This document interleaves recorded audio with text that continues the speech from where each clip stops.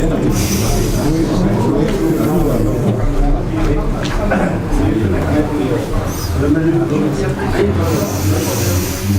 الله الرحمن الرحيم الحمد لله رب العالمين والعاقبة للمتقين والصلاة والسلام على سيد المرسلين أما بعد فقد قال عز وجل بعد أعوذ بالله من الشيطان الرجيم بسم الله الرحمن الرحيم قتل الإنسان ما أكفره من أي شيء خلقه من نطفة خلقه فقدره ثم السبيل يسره ثم أماته فأكبره ثم إذا شاء أنشره كلا لما يقضي ما أمره. صدق الله العظيم. So following on from last week, we done the first half of Surah Abasa, and just to briefly recap, just for our minds, it started off with one person coming to the Prophet ﷺ, and he was asking the Prophet ﷺ a very general, broad question about Islam. However, at that time the Prophet ﷺ was talking to the leaders of the Quraysh, and because he was talking to them, he frowned when the person came, and then the person wasn't attended to at that time. And as a result of that, these first verses were revealed, and we went into the detail of those. So generally, just for broad memory, whenever we hear Abasa wa Tawalla, we can have this whole scene kind of depicted in front of us, and we can keep that all in mind. Then the last section last week was where we have the person coming to benefit from the Quran, and you have another person who Allah says فَأَمَّا مَنِ اسْتَغْنَى, one person stays away, one person thinks he's not in need of the Quran. So you have one person who thinks he's in need, he comes making effort to learn the Quran, and another person who thinks he doesn't need the Quran. So these were the two people. And then the third section was Allah, He analyzes both groups. He says there's one group who comes to learn the Quran, there's another group who doesn't want to learn the Quran and think they don't need the Quran. Now based on both of these groups, to explain to both of them, just to remind everyone the importance of the Quran. That's what we finished on last week, how Allah subhanahu wa ta'ala just reiterates. So Allah subhanahu wa ta'ala, He mentions that كَلَّا إِنَّهَا تَذْكِرَةٌ فَمَنْ شَاءَ ذَكَرَهُ, that the Quran is, it's a tadhkirah, it's a reminder, it's a great reminder for everyone, and whoever wishes, they will benefit from it. And then Allah talks about the grandeur of the Quran. فِي صُحُفٍ مُكَرَّمَةٍ, it's in pages which are very, very honored, very, very noble pages. And مَرْفُوعَةٍ مُطَهَّرَةٍ, and this is the default of the Quran. So now Allah says that there's certain people who do istighna. They don't want to know about the Quran, so they stay away. So these are certain people. And Allah says regardless of whether these people come and show interest in the Quran, whether they value the Quran or not, the Quran will still be something which is raised. So nowadays, if you look at our lives, the Quran becomes something which only takes part in our lives in Ramadan, for example, or we finish it at certain times. When someone dies, sometimes we do a khatam, and we keep it in nice high places, and we dust it, and we keep it nice and clean. But apart from that, it doesn't actually have a high place. So we put it on a high place physically in order to give it respect. But in reality, at the time of the Prophet ﷺ, the Quran wouldn't always be placed on high shelves. The mosque wouldn't have this kind of accommodation. So the Quran wouldn't always physically be in a high place. But despite this, Allah subhanahu wa ta'ala, He explains that regardless of that, the Quran is always marfu. The Quran by default is something which is very, very high and very, very elevated. بِأَيْدِي سَفَرَةٍ كِرَامٍ بَرَرَةٍ, and we covered that last week. Now, following on from last week, Allah subhanahu wa ta'ala, He described these people that they come and they do istighna from the Quran. They say we don't need the Quran, and then Allah says how great the Quran is. So essentially now you have a group of people who are coming. Allah is telling, this is the Quran, it's coming from me, I'm telling you how to live your life, I'm telling you all the things that you need to focus on. But these people say we do not need this, we don't need any kind of emphasis on our Quran. So now Allah subhanahu wa ta'ala in this next section, which He starts off with قُتِلَ الْإِنسَانِ, He says how ungrateful these people are. These people, they have the opportunity to benefit from the Quran. Allah then tells them how great the Quran is. Despite that, they ignore the Quran. So Allah says قُتِلَ الْإِنسَانِ, the man, he's so ungrateful that he should be cursed. Allah subhanahu wa ta'ala, He says this about the man. So this is how Allah subhanahu wa ta'ala, He starts this section. And this is again to remind, and this is ma akfara. For those that know Arabic, this is the mubalagh form. That how ungrateful can a person be? That such a beautiful thing comes from Allah, and the person, he doesn't take out the time to read it, to understand it, to benefit from it, to take from its lessons. So how ungrateful are these people? How wretched are these kind of people? Ma akfara. How ungrateful these kind of people. And it comes from the same word as kufr. That they've rejected the greatest thing that they could have possibly had. So ma akfara min ayyi shay'in khalaqa. And then Allah follows this on. So He says that these people, they're ungrateful. And then He says min ayyi shay'in khalaqa. What did Allah subhanahu wa ta'ala create these people from? Now this is very, very graphic, the next couple of words. So Allah subhanahu wa ta'ala goes very, very explicitly into explaining what these kind of people do. So Allah subhanahu wa ta'ala says, "Min ayyi shay'in khalaqa," from what thing was the human created? So physically, Allah subhanahu wa ta'ala now casts the mind of the human back to think that what is it that you were created from originally? So now Allah subhanahu wa ta'ala, He asked this question directly, that what was it that you were created from? Think back all those years when we were originally born. What did you come from? And then Allah goes, and then Allah subhanahu wa ta'ala, He answers it explicitly as well. Min nutfa, from a piece of sperm. And khalaqahu faqaddara. Then Allah subhanahu wa ta'ala, He explains that you created from such a thing. And now we can all think ourselves, that's where we came from. Literally, that's where we came from. And khalaqahu faqaddara. Then Allah took that very dirty piece of fluid. Now we know how we treat that piece of fluid.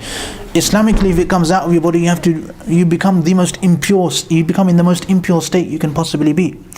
And that's where it all started. That's where we started. So now Allah reminds us that now think back, and humility, this all creates humility within ourselves when we think about this. That min nutfatin khalaqahu. And then despite that thing, it didn't happen automatically. Allah then created from that. Faqaddara. And then perfected from that. So this, because a person's ungrateful, Allah now reminds us of how dependent we were on the blessings of Allah right from the beginning. How much did we need Allah? How dependent were we? When we couldn't have done anything for ourselves. Then if you just stayed that's where we started from. Without the sperm, we wouldn't have existed. But from the same sperm which we need, at the time when it was a sperm, it was literally nothing. It was useless on its own. So Allah took that, and after the fertilization, Allah made that into something which is today so beautiful. So Allah says, remind yourself about all of these benefits and growing up and all of these kind of things. Now, if literally what the Quran says, min nutfatin khalaqahu faqaddara. We took a sperm, and then khalaqahu, this was then fertilized, and then khalaqa, Allah then created that, and then faqaddara, the fetus was created, still within the womb. So it's important to remember, we're still in the womb at the moment. Then Allah carries on, ثُمَّ السَّبِيلَ يَسَّرَ. And most Mufassirin agree, the sabil Allah's talking about is passage from the womb out into the world. Again, what kind of being we were, literally how dependent and helpless we were. We needed everyone's help for everything. We couldn't do anything for ourselves.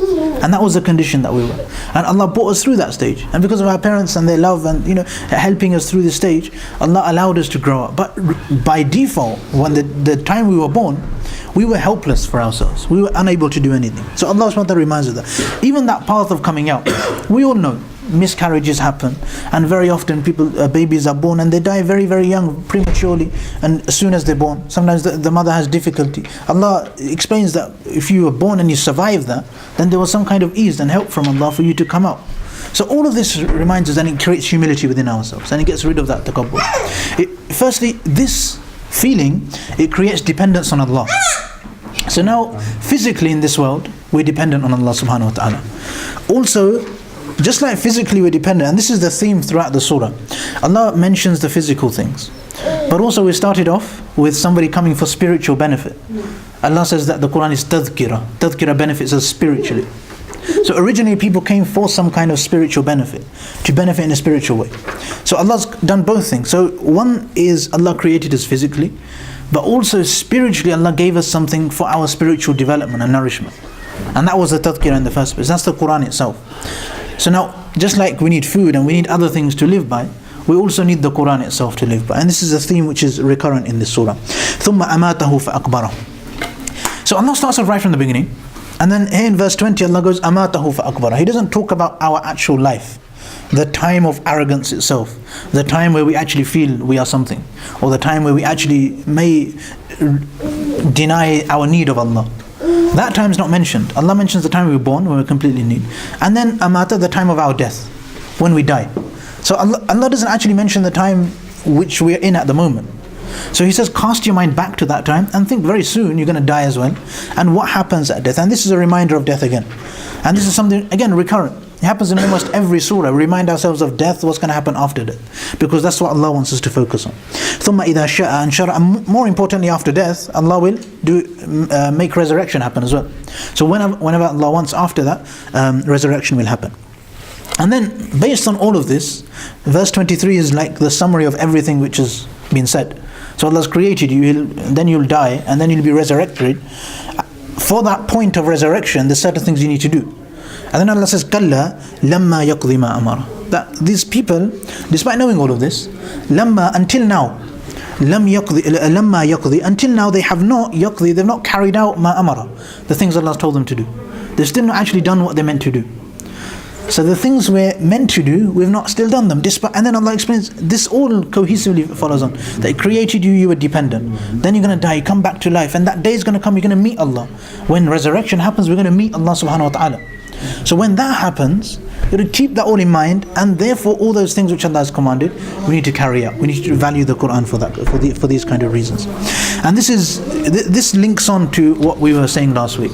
Remember this whole surah, a lot of it was revealed when the people of Makkah were still there. So when the people of Makkah were thinking that they are the VIPs, and the Prophet ﷺ, he came, and the people of Makkah were on one side thinking they're the VIPs, and the blind Sahabi Abdullah ibn Maktoum, he was also there, and Allah made him the VIP in reality. And now this revelation, most of it gives the preference and gives precedence and gives value to the blind Sahabi, who originally was thought to be nothing and thought to be irrelevant. So remember, this whole surah is revealed still in that gathering within the masjid, where the people were there and they came, and the Prophet, they're all still there listening to this. So this is all a lesson for them as well, and all of this reminds them as well. Then after this, Allah subhanahu wa ta'ala, He then addresses more generically, this is moving on to the back, more generically what all of us have. So فَلْيَنْظُرِ الْإِنسَانُ إِلَىٰ طَعَامِهِ. He mentions many of the blessings that He's given to us. So He says every man should look towards his food. So remember the blessings before, Allah said that He's created you from nothing, and then you're going to die and again become nothing, and then come back to Allah. And despite that, you don't actually do what you're told. Now, if it's not possible for us, none of us really remember the time we were born. We know that we were born, but we do that because of logic rather than actually remembering. So now, some people may, fail to remember that. And many of us, we might not want to perceive dying. We may like to ignore that fact as well. So Allah says, forget the past and the future, look presently, right now, look at a few things. So right now Allah says, look, you can look at these things. فَلْيَنْظُرِ الْإِنسَانِ, Insan can look right now, he can look at these few things. إِلَىٰ طَعَامِهِ, he can look directly at his food. Now Allah subhanahu wa ta'ala, He then gives this whole cycle, and this is for every item of food that we have. We can think of this cycle, and we can think it covers nearly everything we ever eat. And this is the cycle it goes through. Now, because very often, and this is something we said in the introduction to the Quran as well, that very often we don't look deeper beyond things. The Quran takes our focus from the obvious to deeper things. So for example, instead of focusing on the dunya, it always talks about akhirah, talks about preparation for death, something more important than basic things. So now here, Allah takes our gaze away from the food on the table and how it got to the table, and how much of Allah's help was there in that food arriving there. So Allah starts, أَنَّا سَبَبْنَا الْمَاءَ صَبًّا. Talks about the water coming from the sky. Allah says that we made lots of rain come from the sky. So أَنَّا سَبَبْنَا الْمَاءَ. Look how, so فَلْيَنْظُرِ الْإِنسَانِ literally means to look. Yeah, and now literally, metaphorically here, we'll take to ponder and think about and deeply kind of consider these kind of things. So always try and keep in mind how it is that we look at every item of food that we have. And then when you think about it deeply, when you think about your food, then it starts off with rain. أَنَّا سَبَبْنَا الْمَاءَ صَبًّا ثُمَّ شَقَقْنَا الْأَرْضَ شَقًّا. And then with the rain cycle, we can go into the physics of it if you really wanted to, but we all know how much is involved with rain coming down. And then imagine if we ourselves were responsible for removing the rain. If evaporation was not a thing, if the sun was not capable of removing the water, it rained a couple of days ago, but now you walk around, there's no water around. Now that's one blessing, that if it wasn't there and we were responsible for removing the water, for stopping things becoming slippery and all of these kind of things, it would be so difficult for us. So this is Allah's one blessing which Allah mentions. Then ثُمَّ شَقَقْنَا الْأَرْضَ شَقًّا. Then the rain comes down. Now if the crops are there, the crops will then penetrate through the earth. So now a small seed which germinates, which is so weak and can hardly do anything, Allah allows that to penetrate through the earth. This is something which Allah subhanahu wa ta'ala explains. So ثُمَّ شَقَقْنَا الْأَرْضَ شَقًّا. This is the second thing. And then as a result of that, and we all know, again, if we were to think of the physics of it, and most of us have probably gone through this much education of how a plant comes up and how it comes through the earth, it germinates, and the seed germinates and it comes up, grows up, and then to rip through the earth. And we know how weak it is at the beginning. Many of us may have seen it. We may have had the honor of sitting in a lesson and growing our own plant, and we see the seed and how weak, how that thing manages to rip through soil, rip through earth. And this is how Allah subhanahu wa ta'ala explains this. شققنا الأرض شقا فأنبتنا فيها حبا وعنبا وقضبا وزيتونا ونخلا وحدائق غلبا وفاكهة وأبا. All of these are things which, as a result of this, are now created. So Allah subhanahu wa ta'ala talks about all of these things. Now what we find in these group of things, فيها حبا, so we have seeds, which is the cause of everything else. Now remember, the cause of the rain caused the crops to grow, and then from the crops we get seeds. If there weren't seeds, then it'd be impossible for anything else to grow. So seeds is the cause of everything else. So if you thought the rain, the earth splitting, and the seeds coming, these cause all of the next verses, the next 3 verses. So فَأَنْبَتْنَا فِيهَا حَبًّا. Then Allah says in 28, وَعِنَبًا وَقَضْبًا, grapes. And Allah subhanahu wa ta'ala, He also talks about other types of herbs. And then وَزَيْتُونًا وَنَخْلًا وَحَدَائِقَ غُلْبًا. Zaytun is olives, and nakhla is the palm tree, the whole tree itself. وَحَدَائِقَ غُلْبًا, and other orchards, and وَفَاكِهَةً وَأَبًّا. Now a lot of these things are in pairs, but generally what we notice is, as human beings, what we have is a desire to eat nice food. Like, we're not like animals. So like when animals go hunting, for example, and they attack, if it was a lion, a pride of lions, and they attack a zebra or something, and they take the zebra down, they don't spice their food, they don't marinate it, they don't sort it out. So that's the way animals' food are. Cows are the same. They find grass and they eat it. They don't cook it and make it soft, and they don't put onions in it like all of us Asians do. So generally they just eat it. This is how animals live their lives. They just eat generally. Humans have this extra thing. We have selection, and as well as selection, we also beautify it as well. Even from the time of the Prophet ﷺ, right from the beginning of time. Allah explains 2 different categories. So we have, for example, grapes and herbs. So one is a necessity, like which we always need, and grapes are kind of, especially in those times, grapes was mainly used to make wine. So it's generally a luxury, not something which everybody would have. So some of these things are luxuries and some of these are necessities. And then this is how Allah subhanahu wa ta'ala explains مَتَاعًا لَكُمْ وَلِأَنْعَامِكُمْ, that this is a mata', this is something which you and your animals, both of you benefit from these kind of things. This is how Allah subhanahu wa ta'ala explains this. So now one of these things, they have they fulfill our needs, and another thing is they fulfill our desires. So now if we wanted to live a perfect life, and we are very, very conscious about our weight and our health, then we could eat things which taste completely not very nice. And sometimes if we have relatives in hospital, we may go and see them, and we find that they've got tubes going in and they can't eat, and they have to eat certain things, especially they have they focus on protein and things, and they can't eat what they want, so they have to eat certain things, and if you were to try it, it's not very nice. Now we assume generally we have the option of luxury, so we can eat things because of their taste, and we make things taste nicer in order to eat them nicely. So this is what Allah subhanahu wa ta'ala explains. Now Allah subhanahu wa ta'ala, He gives us provisions, again, like we mentioned earlier, in 2 different ways. One is physical and one is spiritual. So spiritual provision, if we take the Quran as a spiritual provision, it provides for both things. Firstly, as a need, for our spiritual needs. We have spiritual needs. The Quran fulfills those spiritual needs. And also for beauty, for luxury as well. When we study the Quran, we don't get bored that easily. Especially, obviously I'm a boring teacher, but if you have a good teacher, or if you have someone if we ourselves sat down with the Quran and tried to fully internalize it, we wouldn't get bored very easily. And we find that every year we read it again and again. And then the mosque fills up for Taraweeh. People like to listen to the Quran. And this is what the Quran is. It's something which is very interesting. So it has beauty. It's not something which Allah said, oh, this is for your spirituality, so you have to take it regardless of how hard it is. Allah makes it easy for us. He makes it enjoyable. He makes it something we can really take. The whole of Islam is like that. The more we understand Islam, the more we'll want to come and learn more about the Quran. The more we want to read the Quran. The better we know how to. This is something which most of us probably have experienced. That the better we learn how to recite the Quran, the more you want to recite it. And this is why courses take place. And I've noticed with certain people that if they don't know how to recite, they don't enjoy it. It's just like, it's very hard for them to recite. They don't really appreciate the sweetness a lot of the time. And the more they come and the more they learn and the more they practice, which is very hard, because some people, they like to read lots of Quran. And this is something I find. People, they like to read lots of Quran in the way they know how to read. So when you teach them, you have to tell them just read one verse or read one line, and for homework practice 4 lines maximum. And nobody ever does that because they think they can do 4 or 5 pages. And everyone does this. So for those of you that have been to, especially adults, because kids, they do what they're told.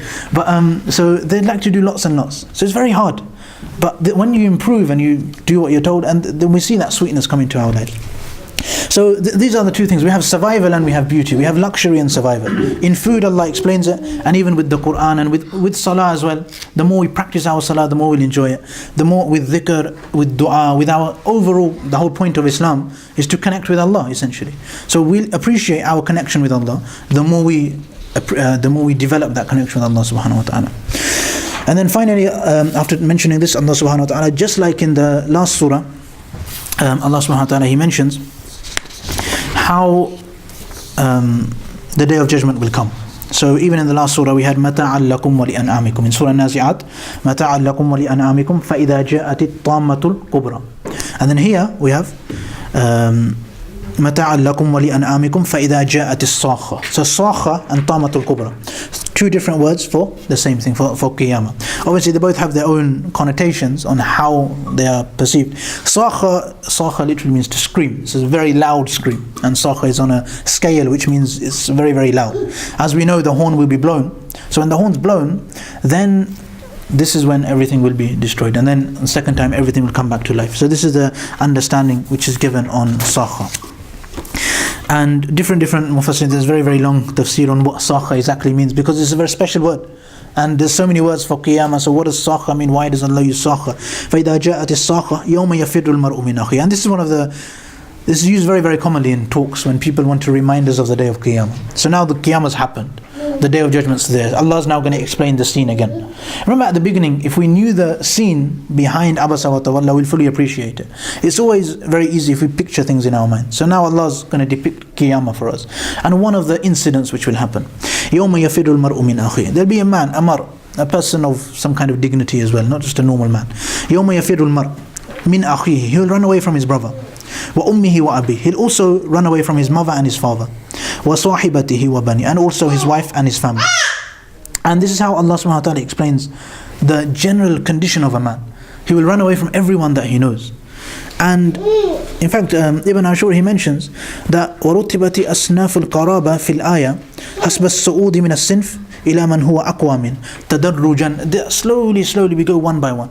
We start with a brother, then parents, and then the closest, your own kids. For those, we realize that originally a person, a brother or some kind of sibling, he'll have some kind of relation. Then he'll be closer with his parents. His parents have done a lot of favors. And obviously for those of us that are married and have kids, we realize that the connection with the actual own family of wives and kids is something which, so it goes closer and closer.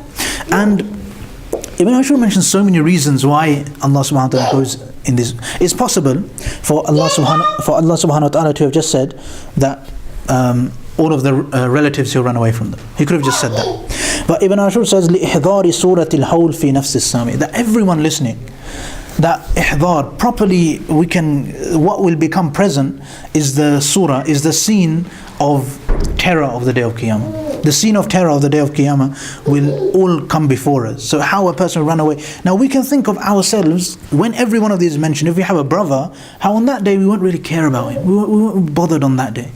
Even about our parents, even about our children and our wives. So this is how Allah subhanahu wa ta'ala explains this. And then in verse 37, لِكُلِّ امْرِئٍ مِّنْهُمْ يَوْمَئِذٍ شَأْنٌ يُغْنِي. Every person that day will be in sha'n, in such a condition, yughnihi. And this is very interesting. Allah used the word yughnihi again.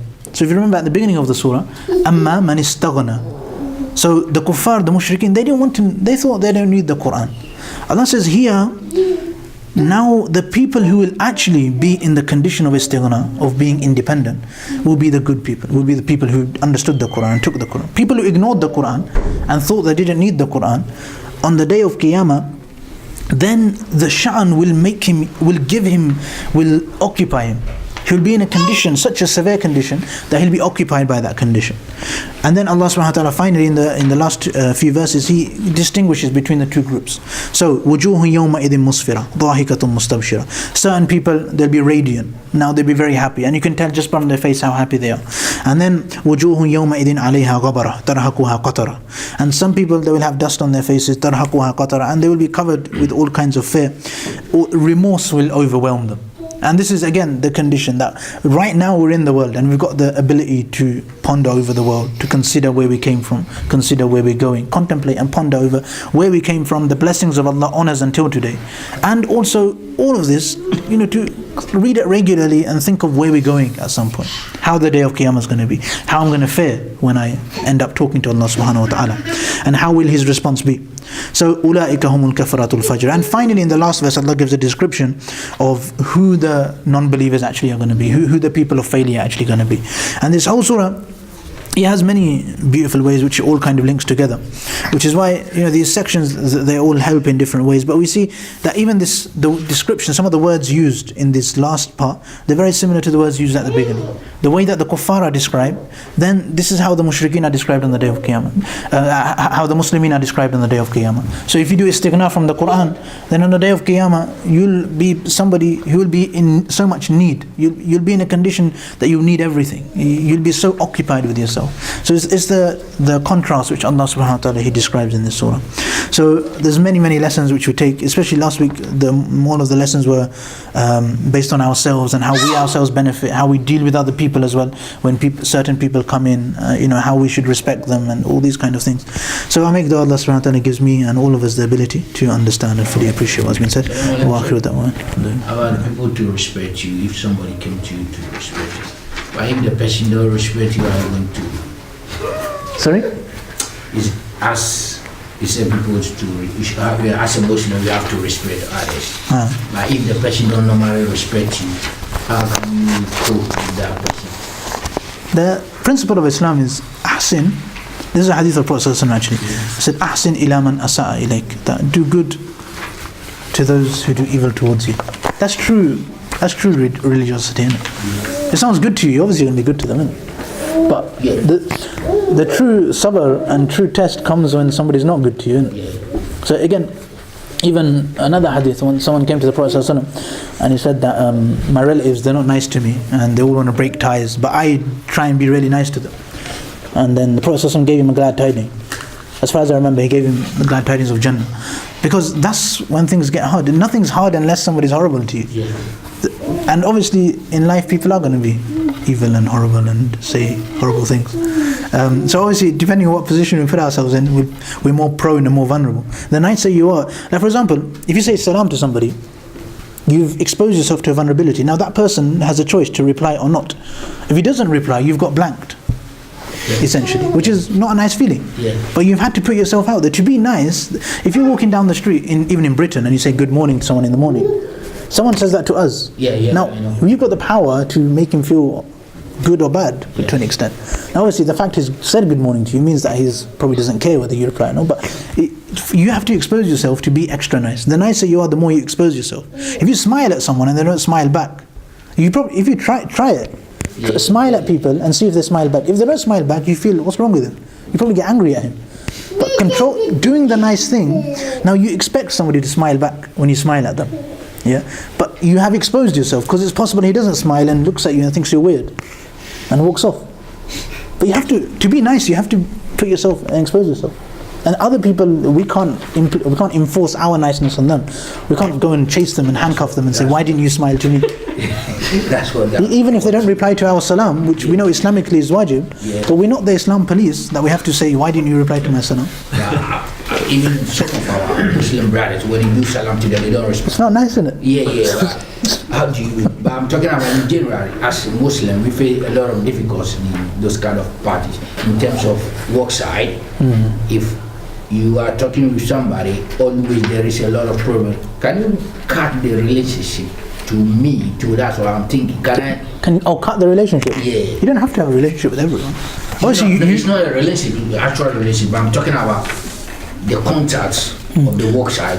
It's going to be good money, that's all. There's no any That's in fine. long terms of. Yeah, that's fine. You don't have to. So carry on. You- Nice, that's all. That's the secret. Be nice. Because you have good relations with some people, no? Yeah. And not with everyone. But that's obviously normal. That's obviously normal.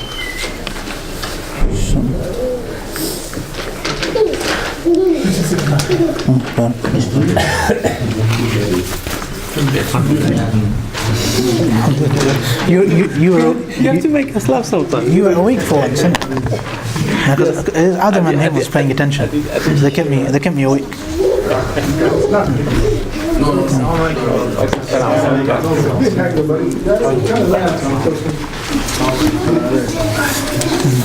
Assalamu alaikum.